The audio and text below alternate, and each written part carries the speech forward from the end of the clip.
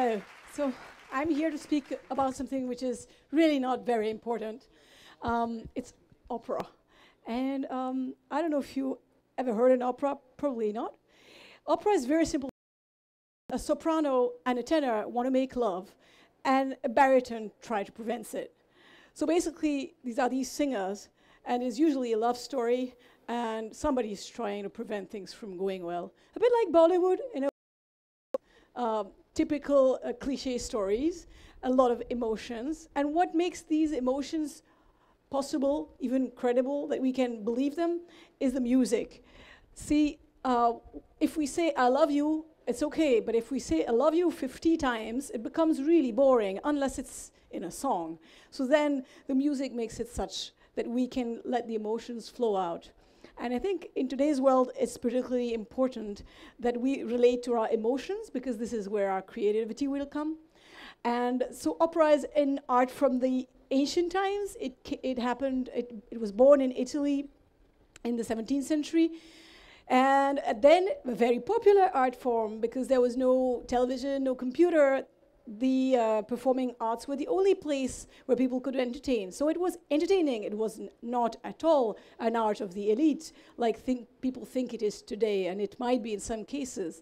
But it's just like picking up a book. When you pick up a book, are you going to read something elaborate, or are you going to read something funny, or are you going to read something easy? It really depends. There are all sorts of books. The same, there are all sorts of operas. And most of the operas are talking about emotion, but some are also talking about very serious subjects, like do we want to live forever? Or any kind of subject can be put into music, like any kind of subject can be put into film, or into play, or into Bollywood film, or Hollywood film, or whatever art form. So opera is something that we like to develop, because it is one of these art forms that get the emotion most out. We have to have these singers, we have to have the orchestra, lights, set. It's so many ingredients, and when it all works, it's just really amazing. And people can cry and laugh when, you know, half an hour before they were just taking their metro to go there. Suddenly the emotion comes with a live performance and with a live experience. The only thing is, sometimes opera singers tend to be really fat. So that, you know, when you see the beautiful person saying, I love you, you like it better than when you see the fat person. Well, no. Strangely, in opera, even the fat people or the ugly people, because they put their heart out, they're able to make a way for the inner beauty, or the inner emotion, or the inner soul, which makes it credible that you will also fall in love with this huge diva. There was one such diva who, she's still alive, she's a very old lady, she's called Montserrat Caballé. She's huge, and she's amazing. She sings so beautifully. By the way, the reason why many opera singers are fat is because it's really easier to breathe and project the voice when you have a little bit of flesh and body. But it's also very much possible to learn, and I was one of the slim opera singers, but it's just a little longer to learn. So by the way, also we have to sing without a microphone, so we don't use these little gadgets here, and that's why we have to sustain the sound with big breathing. So this fat lady, Montserrat Caballé, was going to sing an opera in Milan, the biggest opera house, I mean the most prestigious opera house in the world, perhaps, La Scala, which means a staircase. So she was going to sing there, and the very next day she had to sing in Paris, two super important opera houses in the world, important roles, a lot of pressure. She said, I can't do it. I can't do it simply because in those days there was no plane going from Milan to Paris. She said, I can't, or there was a plane but not in the night, so she couldn't make it. So she said, I can't go with the train, and then I have to change the train in the middle of the night at the frontier between Italy and France, and I'll be too tired because I really need to sleep. You have to have full capacity, body capacity, to be able to sustain such a strong voice. So she said, I'm sorry, I can't do it. Then some fans of hers came up because they were really in love with her. And they said, look, we'll take care of it. So they organized a bed in the first train, and they carried the bed through the frontier. So she went on sleeping through the trip, and she reached Paris, and her voice flew out again. We have, at the Nirvana Music Foundation, we've always thought that this art form, which is so passionate, needs to happen in this country. Not only happen, not being brought by outside, but be made here. And what we realized and were amazed by is that the Indian people are so quick at learning music and languages. Perhaps because most people here have 2 or 3 languages as mother tongues. So it's just a matter of picking up one more language, which is singing. And singing in very different languages too. We sing in Italian, we sing in German, in Russian.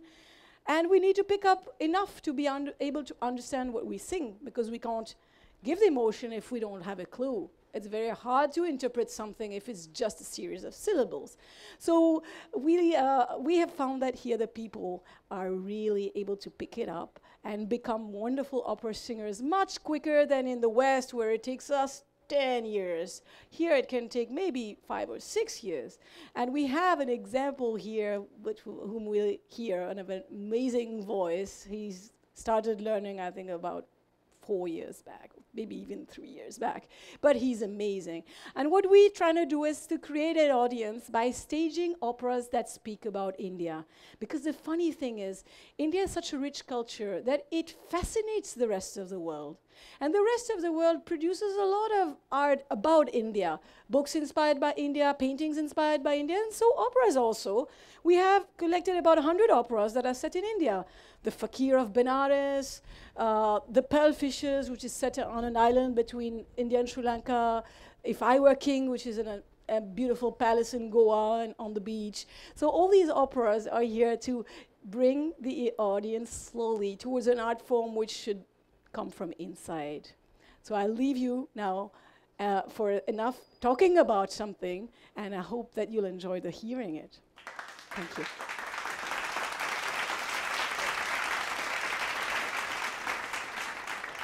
I figured I'll give you guys a bit of a background about what we're going to be singing about. I often talk about how opera is to musical theater what Shakespeare is to theater. So traditionally, we don't use a mic. That's what I was getting at. It's never mic'd. The whole idea is that the human body itself is a resonating chamber that can create sound, and that's what the idea is. I'm going to be singing a piece from an opera by Verdi called Don Carlo. So there's this character, his name is Rodrigo. Don Carlo is his friend, and Rodrigo has promised the king that he will take the Don's place in jail. And the point is that, as she was talking about baritones, either are the bad guys who are preventing 2 people from getting together, which is kind of sad. I mean, I wish we had more of a story. Or it's about how stories of friendship and being bigger than what the person themselves is. So this particular one is about him telling his friend that it's okay, I know that I'm going to die, I understand, and it's a choice that I'm making for you and for Spain. So he's telling his friend that I'm dying for you, but you need to make sure that you go and save our homeland. Yeah, that's it. So I hope you guys enjoy it. It's called Per me giunto.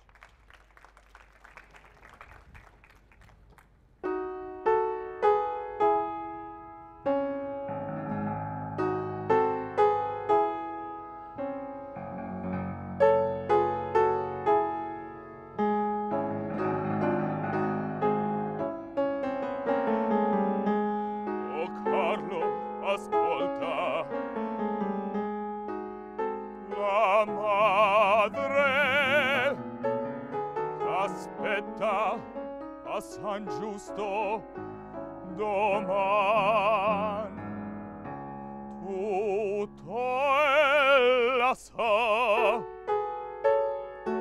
alla terra mi manca parlo mia a me porgi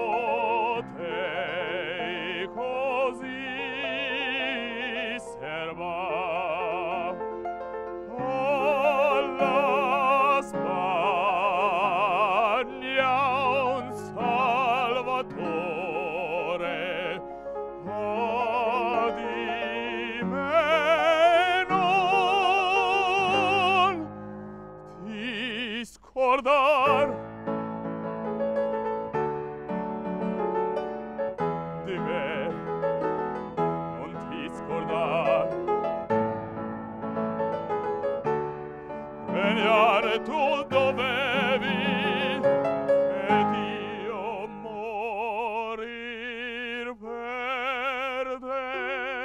Oh, io moro, ma lieto in cuore che potei così serbare alla Spagna un salvatore. Oh, di me non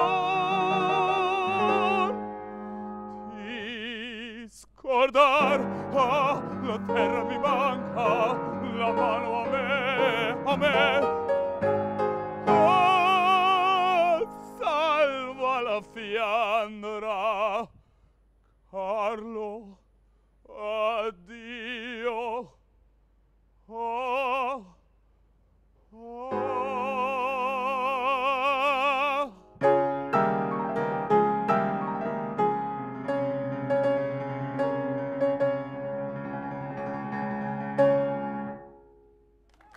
Philippe Angel.